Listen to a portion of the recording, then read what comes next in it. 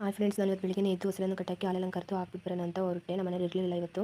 ನಾನೇ ಹಾಕೊಂಡು fresh up ಆಗಿ ಮೇಕಪ್ ಮಾಡ್ಕೊಂಡು ಆಮೇಲೆ ಇಟ್ಕೊಂಡು ಕುಂಕುಮ ಇಟ್ಕೊಂಡು ನಾನು ತಿಂಡಿ ಮಾಡಬೇಕಿತ್ತು. ಇವತ್ತು ಎಲ್ಲರಿಗೂ ಇಲ್ಲೇ ಕೂತಿರೋದ್ರಿಂದ ಅವ್ರಿಗೆ ಎಲ್ಲರಿಗೂ ತಿಂಡಿ ಕೊಡಬೇಕಿತ್ತು. ಇಲ್ಲಾಂದರೆ ಬೆಳಗ್ಗೆನೇ ಮಾಡ್ಕೊಡಿವೆ ನಾನು ರಾತ್ರಿನೇ ಬೇಗನೆ ಮಾಡಿ ಹುಳಿ ಮಾಡೋಣ ಅಂತ ಹೊರಟೆ. ಚಿಕನ್ ಹುಳಿ ಮಾಡಿ ಅನ್ನ ಮಾಡಿ ಕೊಡೋಣ ಅಂತ. ಚಿಕನ್ ಹುಳಿ ರೆಡಿ ಆಯಿತು. ಅದಕ್ಕೆ ನಾನು ರೆಡಿಯಾಗಿ ಹೋಗಿ ಚಿಕನ್ ಹುಳಿ ಮಾಡಿ ನಮ್ಮ ಪಾಪ ಅಂತ ಇಟ್ಕೊಟ್ಟೆ. ಅವನು ನಾನು ಇಟ್ಕೊಟ್ಟಿರೋ ತಿಂಡಿ ತಿನ್ನೋದ್ಬಿಟ್ಟು ಟಿ ವಿ ಕಡೆ ಫುಲ್ಲು ಬ್ಯುಸಿ ಆಗಿಬಿಟ್ಟಿದ್ದ. ಅವ್ನ ಸೈಡು ಬರ್ತಿತ್ತು ಅಂತ ಚಿಂತೆ ಟಿ ವಿ ಅದು ನೋಡಿಕೊಂಡು ನಾನು ನೋಡಿಬಿಟ್ಟು ಕರೆಂಟ್ ಬಂದಿತ್ತು ನೀರು ತುಂಬ್ಕೊಂಡು ಅಂತ ಹೊರಟೆ. ನೀರು ಟಿ ಆಗಿರೋದ್ರಿಂದ ನೀರು ನೆನೆ ಬಿಟ್ಟಿರಲಿಲ್ಲ. ಇವತ್ತು ಬಿಟ್ಟಿದ್ರೆ ಅದಕ್ಕೆ ಬೇಗನೆ ತುಂಬಿಕೊಂಡೆ.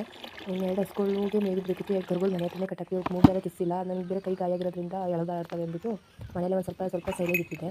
ಆಮೇಲೆ ಸ್ವಲ್ಪ ಜಲ ತುಂಬಿದ್ದು ನೀರು ಬಿಡೋದಿತ್ತು.